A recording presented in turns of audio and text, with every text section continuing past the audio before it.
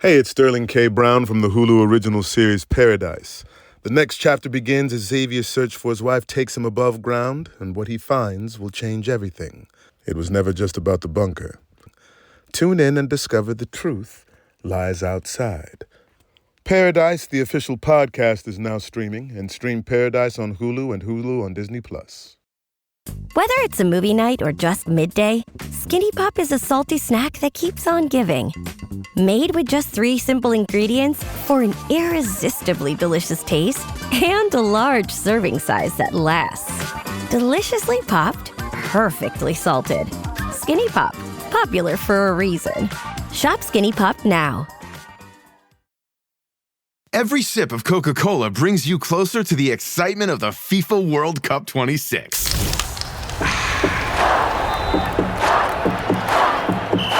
Because nothing compares to the joy. So grab a Coke and drink in the FIFA World Cup 26. No purchase necessary. 13 plus in 50 U.S. states and D.C. with a web-enabled device. Ends March 1st with 8 entry periods. Rules at cokeurl.com/soccerrules. Reggie, I just sold my car online. Let's go, Grandpa. Wait, you did? Yep, on Carvana. Just put in the license plate, answered a few questions, got an offer in minutes. Easier than setting up that new digital picture frame. You don't say. Yeah, they're even picking it up tomorrow. Talk about fast. Wow, way to go. So, about that picture frame.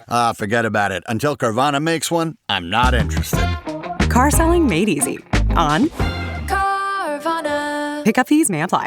¿Hablas español? Sprichst du Deutsch? Kan du norsk? If you used Babbel, you would. Babbel's conversation-based techniques teaches you useful words and phrases to get you speaking quickly about the things you actually talk about in the real world, with lessons handcrafted by over 200 language experts and voiced by real native speakers. Babbel is like having a private tutor in your pocket. Start speaking with Babbel today. Get up to 55% off your Babbel subscription right now at babbel.com/Spotify, spelled BABBEL.com/Spotify. Rules and restrictions may apply.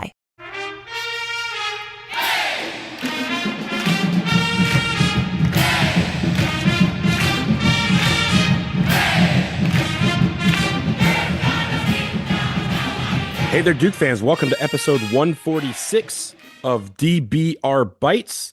Donald Wine here. Jason Evans here. It's Monday morning.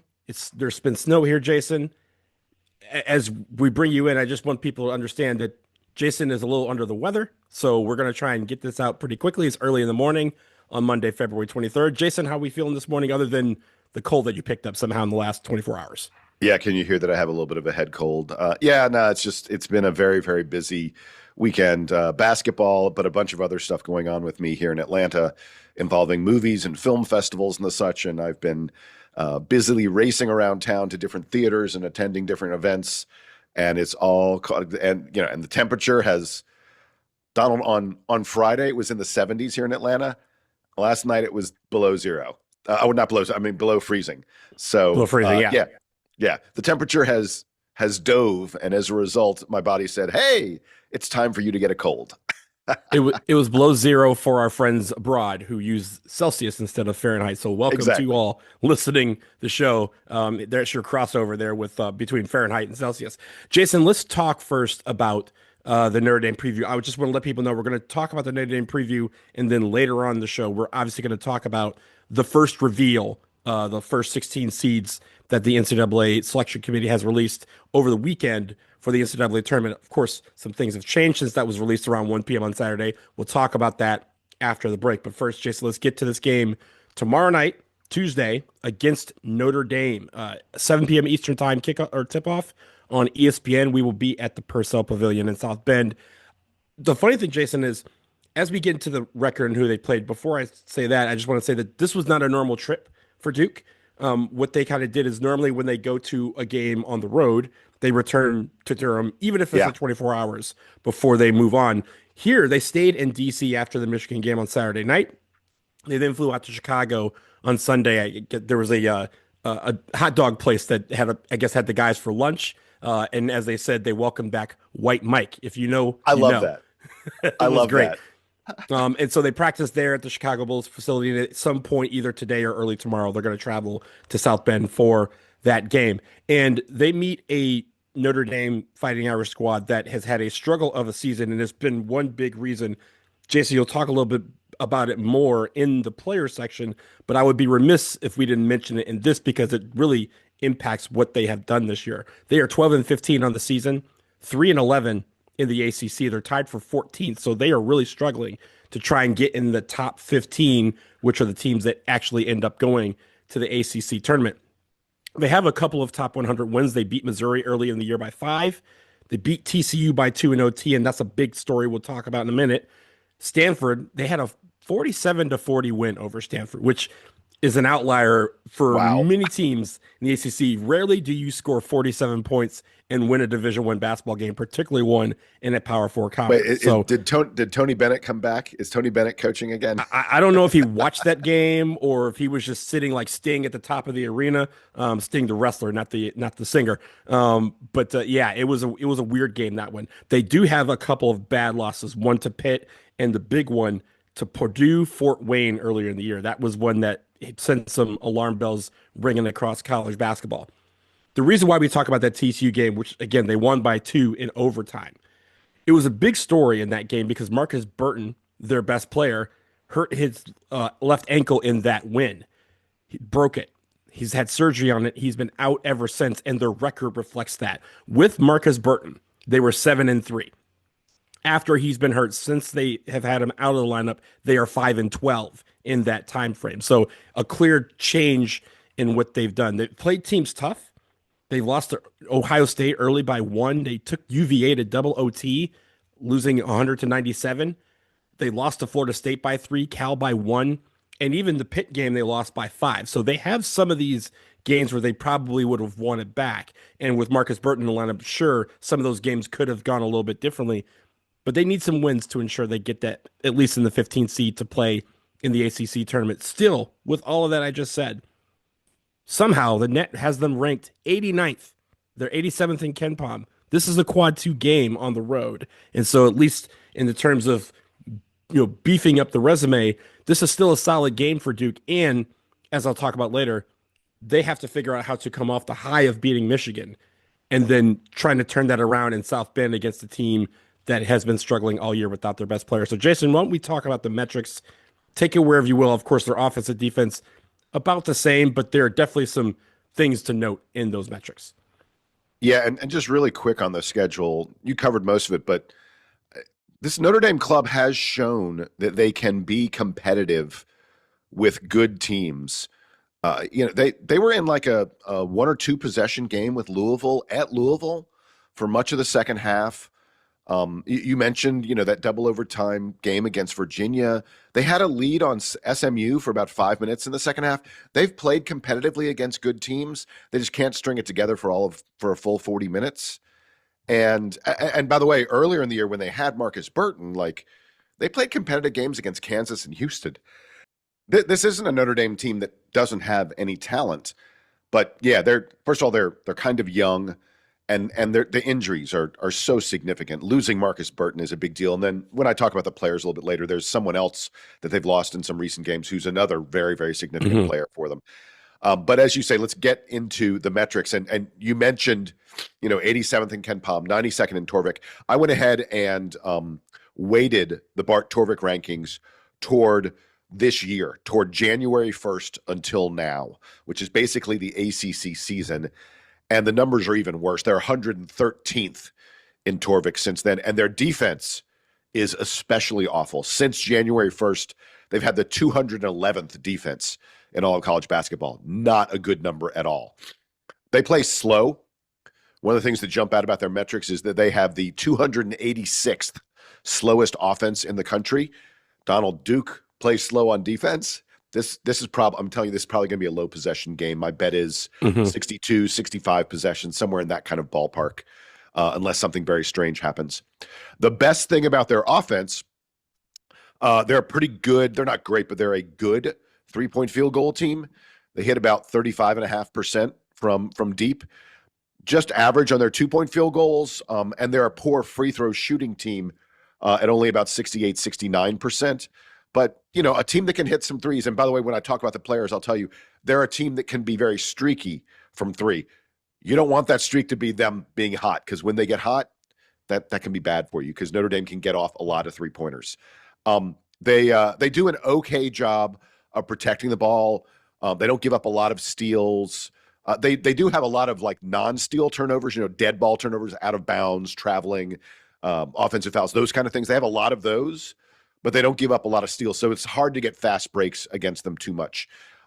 They are mostly a one-on-one creation kind of team, not an elite passing team. Without Marcus Burton, they don't have someone who's going to break you down and force your defense to make difficult decisions and then make good passes. Like, there's like nobody on this team that averages more than about maybe 2.5 assists per game. And if you look at their assist rate, it's 299th in the country, which is, that's a troubling number. You want your assist rate. I think best basketball is basketball where it's moving around the floor and you're getting assists. For their assist rate to be 299th, that's bad. Let's get to their defense for a second. They have a pair of extremes on defense.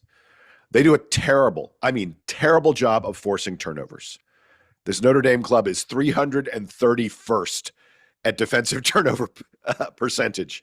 They have one of the 20 lowest steal percentages in the game. Like, that's wow kind of numbers. Yeah, and Jason, when you watch them play, and I've seen a few of their games, again, both with Marcus Burton and without. Marcus Burton was a guy that kind of, and we've seen him over the years, right? He's a guy that would try to press a little bit. He'd try to go for a couple of steals, not necessarily sell himself out, but he would pick and choose his opportunities to get his 2 or 3 steals in a game. Since that's happened, it feels like the team just collectively has said, let's just back it up. Let's just try to keep them in front. They're not going for as many steals. And as a result, that rate has gone down. But also, as I mentioned, even with all those guys there, the person who was helping that stat go up was Marcus Burton. He was the only one that was trying to go for him. A lot of those guys like to just try and keep them in front of you because on offense, like you mentioned, they're a one-on-one style team. They play one-on-one style defense. And so as a result, it's going to be easy to pass the ball around them and get to open looks if you can. Yeah, you mentioned the fact that they, sort of back up and they're like, okay, we're not going to go for a lot of steals. We're also not going to defend the 3-point line a lot. They allow teams to shoot a tremendous number of 3-point shots. 47% of opposing shots are threes. This is one of the lowest, highest, whatever you want to call it, one of the most extreme 3-point field goal rates in all of college basketball on the defensive end of the floor. I mean, we've talked about there are teams like Louisville, Florida State, who shoot a ton of threes, but this Notre Dame team is one of the teams that allows a tremendous number of 3-point field goal attempts. Teams don't hit them that much. Like, teams are only hitting 33% of 3-point field goals against them, but Notre Dame lets you shoot a lot of them. That may be, a little bit of luck for Notre Dame, maybe a little bit that they've gotten good at closing out when, guys are taking those threes. But I could see this being a game where Slim takes like 10 3-pointers. I won't be at all surprised if we see a number like that. And then the last thing, I mentioned some extremes on their defense. I talked about all the things they're not very good at. One thing they do a really nice job at is gang rebounding, defensive rebounding.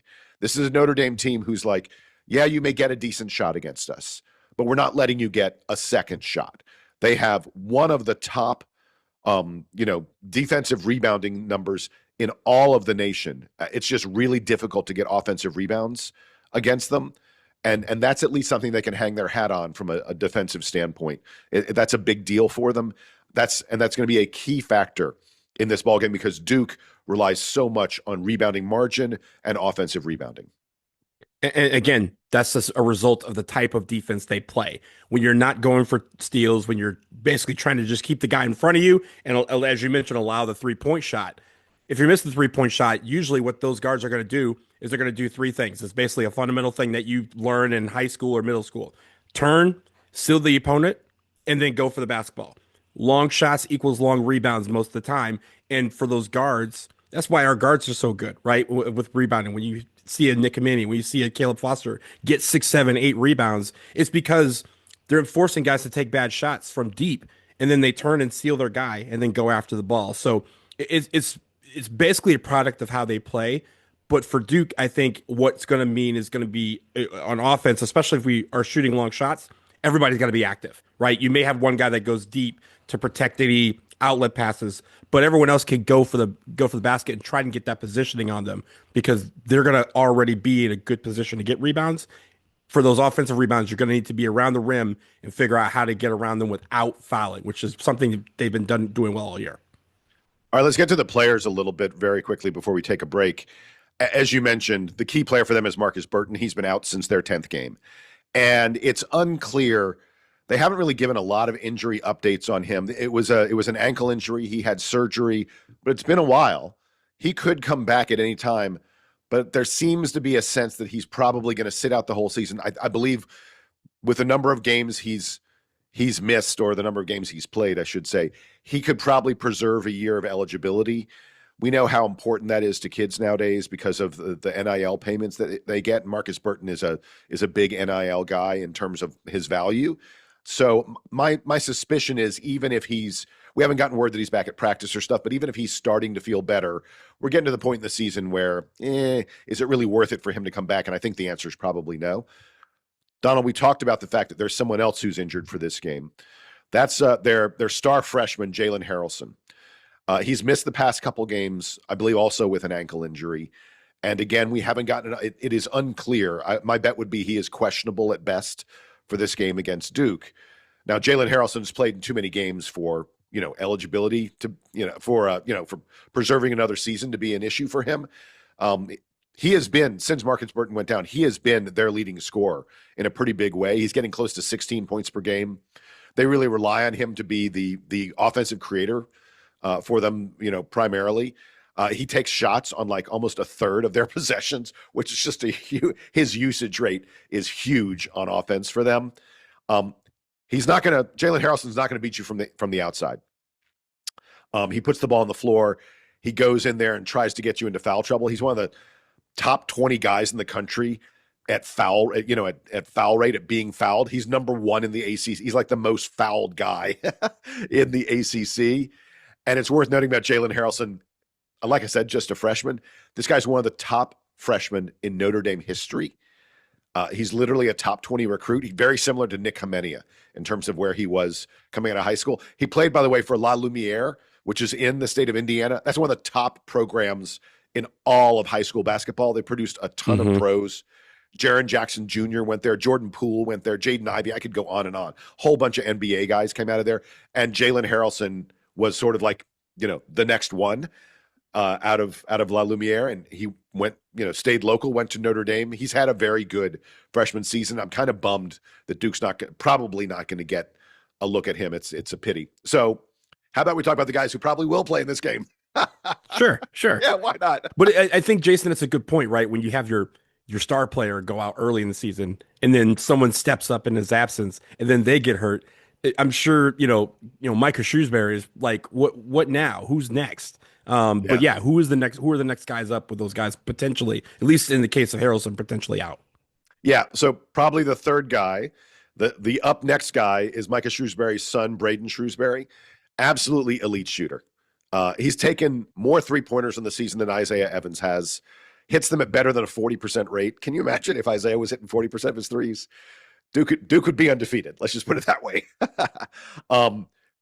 Braden Shrewsbury will have big games. Against SMU and Virginia, he was 5 of 9 on his 3-pointers in both those games. He had a game against Evansville where he hit 8 out of 10 3-pointers. I mean, that's just that's a wow kind of number. But he also has games like they played Pitt over the weekend. He was 2 of 13 from 3 in that game. He doesn't take a lot of 2-point field goals. He's not going to drive. He's not going to create. Braden Shrewsbury is out there on the perimeter, and he's trying to, take a 3 against you. His backcourt mate, the other guy, is kind of scary. Cole Serta, he's a sophomore, not a great athlete, but man, he's a flamethrower at times. that dude. So he's hitting 37% of his threes. Again, that's a pretty good number. He's taken almost as many threes as Braden Shrewsbury, so he shoots them a lot. His threes tend to come in waves. So I mentioned the Pitt game. They lost to Pitt, you mentioned. This weekend, he had 2 of 12 3-pointers against Pitt. You're like, oh, man. But just last weekend, the previous game against Georgia Tech, he was 7 of 11. That's a big old number. 7 3-pointers. He scored 37 points against Georgia Tech. Cole Serta will light you on fire. He had 34. We talked about the Virginia game they played earlier this year, double overtime game. And Virginia's a good defensive team. Cole Serta he had 34 against Virginia. My man was he was just laying flames all over the place. Unlike Braden Shrewsbury, Cole Serta will drive the ball. He'll take 2-point shots. He's not just a 3-point flame shooter. And he does a nice job of drawing fouls and getting to the free throw line. And when you put him at the free throw line, forget about it. He's hitting 90% of his free throws on the season. Dude just doesn't miss. He has 8 missed free throws on the whole season. 8 on the season, Donald. So let's keep Cole Serta off the line. I think Caleb Foster and Patrick Gungba miss 8 free throws in a week. Oh, my God. All right. Those are JJ numbers. Those are JJ. Yes, you're right. All right. So let's get to their big men. Not a lot to talk about, Donald. Their primary big man, and by the way, none of their bigs are much of it. They don't have any big men who average more than 6.5 points per game. They're just not getting a lot of offense out of these guys. These guys are primarily interested in rebounding. And when it comes to rebounding, their primary guy is 6'8", 250 Carson Tout. He is a grad student. He played 4 years at Northern Arizona and then came over to Notre Dame for his graduate season. I don't know how he has a 5th year of eligibility, but hey, why not? This is the NCAA these days. Everybody gets a 5th year. Why not? You don't ask no questions. You just say, yep, cool. Yeah. I hope that happens for Malik Brown. In any event, Carson Tout averages 9.4 rebounds per game. That's a big old number. Carson Tout plants himself under that basket and tries to get rebounds. That is all he does. I imagine that the guy who will try to stop Cam Boozer is a 6'10 freshman named Brady Kohler. Brady Kohler he was deep on their bench earlier in the year. Like he had some, did not play coach's decision and a lot of single digit, minute kind of games. But about a month ago or so, they moved him into the starting lineup. He's not playing 30 minutes per game, but he's playing mid-20s, and he is their starter. And he's 6'10". He's only about 205, 210. He's a redhead. He'll stick out on the floor. You're like, oh, who's the redhead out there? He's had some nice games. He had 16 and 10 against Virginia. He had 11 and 6 against SMU. Not even a top 100 recruit, so they're getting a lot more out of this guy than they expected. I don't like the matchup for him against Cameron Boozer. Let's just put it that way. I mean, there are not many guys. You can say that about any. Yeah, you can say about just about anybody. So. Yeah, but Brady Kohler especially. I don't see him having the athleticism, the strength. This could be one of those games. I mean, if Cam feels like it, Cam may go, all right, this is a 30 and 15 game. Let's just do this here. Yeah, we'll see. Cam's also super unselfish. He may just let everybody else shoot threes all day. But you look up and down the Notre Dame roster, you don't see a lot of guys. They got a guy off the bench named Sir Muhammad. I guess maybe you just don't see a lot of guys where you go, well, that guy's a matchup for Cam. Notre Dame just doesn't exist on their roster. The funny thing about this roster compared to literally almost any team that we see in college basketball is that you mentioned Carson Tout, the transfer from Northern Virginia. He's the only transfer on this roster. Everyone who is not a freshman was at Notre Dame last year. And so you would have thought that Micah Shrewsbury was like, hey, continuity will help us improve this program and improve this team. But look what happens when your best star goes out and you don't really have anybody to come in. They have to bring somebody in from the football team earlier this year to kind of replace Marcus Burton, at least on the roster, but obviously not in the production quality of things. And then you lose Harrelson a couple games ago. It just seems like everything is going downhill. And as I mentioned, they are fighting really hard to be in that top 15. They're fighting with the Boston Colleges and the Georgia Techs to even get into the ACC tournament and be eligible for that. So this is, funny enough, this is a huge game for them because of those implications, not because of anything else. Yeah, and I'm glad you brought up the fact that they bring so many guys. They have one of the top retention rates, I guess you'd say, in all of college basketball. That speaks to the program that Micah Shrewsbury is running. Guys are happy there. Guys feel like they are developing. Guys aren't just chasing the NIL dollars. It's something I'm thrilled that you mentioned that, and I should have talked about it earlier because their continuity, metrics are really, really high, obviously. So I think it's a laudable thing. And without the injuries, if we were talking about playing a Notre Dame team that had Marcus Burton and Jalen Harrelson, that's a whole different. They're not fighting for 15th spot in the ACC if Correct. that was the case. And if they're able to hang on to these guys for next year, they get healthy, they bring, Harrelson and Burton back, Cole Serta would obviously be back, Braden Shrewsbury would be a senior. I mean, that's a really, really potent lineup on the perimeter. They need some help on the inside a little bit, but the future is not dark at Notre Dame by any stretch of the imagination. And I like what Micah Shrewsbury is trying to do with this program. It's both laudable and I think a good plan. They've just been bit by the injury bug, and the guys, they're still young and they're trying to get older. I will say it's funny. We've talked about their record, how bad it is. We've talked about the metrics, how poor they are. It feels like what you just mentioned, right? With Marcus Burton and Jared Harrelson being out, it hasn't really affected them in the computers. If you look at KenPom, he has as you know, Jason, he has that ranking that they started with at the beginning of the season. It was 77th is where they started at the season. They're only 87, despite the fact that they have a losing record and are without the guys that their best player and the player that has performed the best with their best player out of the lineup. So the metrics are showing, despite their struggles, that this should be a solid team. There's just outside factors that have mitigated and really, affected how their performance has gone this year. So again, still a team to watch. We're going to talk about some things to watch, but we're going to take a quick break. And then on the other side, we'll talk about that. And of course, the first reveal of the NCAA tournament, where Duke falls. Who could we see if this tournament started today? We'll talk about it on the other side.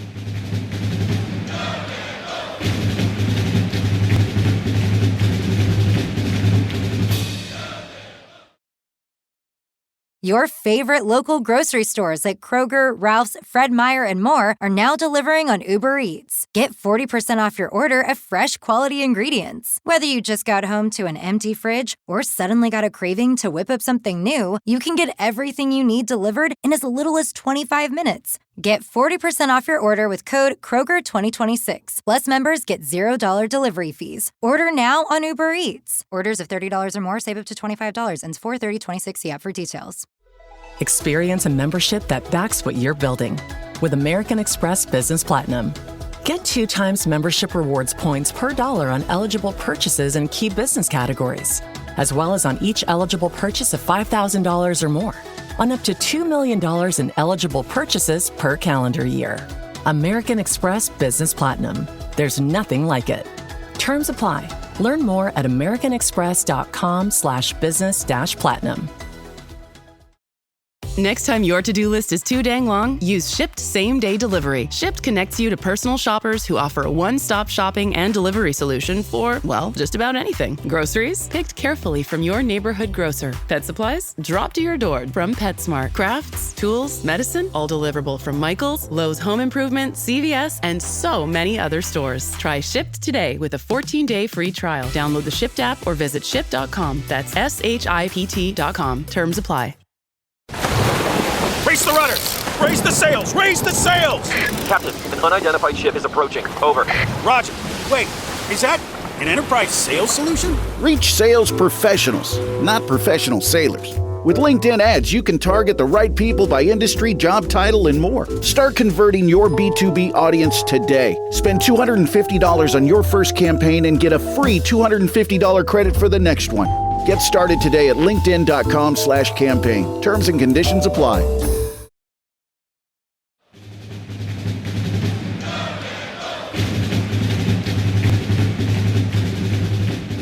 We are back, and we're going to quickly finish out our preview of the game against Notre Dame with our things to watch. And Jason, the first one is an easy one. Stay focused. Avoid the letdown. We just got off of the high of beating Michigan here, right here in D.C. If you think about it, there's that game looming this weekend, which is another game that we now have against Virginia, which is going to be 1-2 in the ACC. Virginia only one game behind us in the standings, despite how good we've been playing lately. This is an easy trap game. So let's not make it a trap game. Let's avoid the letdown. I think the fact that they went to Chicago and didn't go back to campus and kind of revel in the high of the Michigan game and just said, hey, this is a business trip. We're going to keep going on our next stop of business. I think that was a good thing to kind of say, hey, we enjoyed this win. That's cool. But once we get on this plane, playing equals business trip mindset focused. So I like the fact that they just went ahead and went straight to Chicago and then now to South Bend to just continue that business trip. So hopefully they're staying focused and avoiding that letdown. The one thing, Jason, you also mentioned is that they're not good inside, right? You talked about the couple of guys who they might try to throw at Cam Boozer and Pat Gongba, but let's hammer them inside. That is obviously a big discrepancy that we have, a big advantage that we have. Let's use it to our advantage. And then finally, the last one I had was teams that have beaten Notre Dame recently have really done a great job of moving the ball around. The assist rate, as you mentioned, is very high on defense for Notre Dame. They allow a lot of teams to get three-pointers and also just open looks off of the pass. Let's continue to make those happen. Should we not knock down our threes? That's cool, because again, we can still try to hammer them inside. But I think switching the ball around, a team that's not going to go for steals means that you can pass the ball around them and get the open look that you're looking for. So in a spot that you want to be in. So I'm looking at those three things, Jason, and anything else that you have before we close out the Notre Dame game. Yeah, I just wanted to really quick. First of all, it's worth noting the advanced metric folks expect Duke to win this game by about 15 points. My bet is that the Vegas line will be somewhere around 15, 16, somewhere in that sort of neighborhood. But it's an ACC road game, Donald, and there's no such thing as an easy road game in the ACC. This Duke team is playing really, really well. But look, like you said, I agree. I like the fact that they're taking a little side trip to Chicago and celebrating Jon Scheyer's legacy in that city and the such. But these Duke guys are going to be, multiple days without sleeping in their own bed and in their own apartments and the such, and being on campus and having a regular routine. It could be easy to come in a little bit distracted into a game like this. And as you mentioned, huge game for Notre Dame. You make your whole season when you beat a team like Duke. Duke will be number one. The official polls aren't out yet. We're recording this in the morning. It's possible by the time you listen to it, fairly likely, in fact, folks, by the time you listen to this, the Duke will officially be number one in all the polls. But there's some history of number one ranked Duke teams going to Notre Dame and having trouble, even having losses. I don't remember the exact number. I didn't look it up, but Notre Dame does really well when they play the number one team at Notre Dame, and a lot of those games have been against Duke. Just maintain your focus. All the remaining games in our schedule, other than this one, are high-profile games. Virginia, NC State, North Carolina, ACC tournament, NCAA tournament. Don't look past a middling Notre Dame team, because the ACC road can bite you at any moment. Look, as again, despite their record, they're 9-5 at home, and as you mentioned, over the years they have played not just Duke, but any top team tough at home, and we've had some battles under Mike Bray, under Micah Shrewsbury. This is going to be no exception, and as we mentioned, let's just stay the course, stay focused. There's only one game, and that's Tuesday night, so hopefully we will get the job done at Purcell Pavilion. Again, that game Tuesday at 7 p.m. Eastern time on ESPN. To close out the show, we're going to shift focus and go, for a minute, look beyond the regular season to the NCAA tournament, because as we mentioned on Saturday, just before we took on Michigan, the NCAA selection committee released what they felt were the top 16 seeds in the tournament if the tournament had started on Saturday. And of course, Duke is one of those top seeds. They are the number 2 overall seed, according to this. They would be in the East region, which of course would bring them right back here to Washington, D.C. in a month.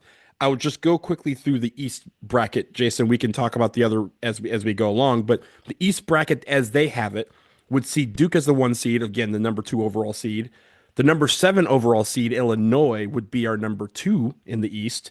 The number 3 in the East would be Kansas. Of course, we saw them earlier this year. They would be the 10th overall seed. And number 4 is Vanderbilt, the 15th overall seed. So, Jason, just first of all, your thoughts on the East, and then we can talk about how it factors in with the rest of the bracket that they released.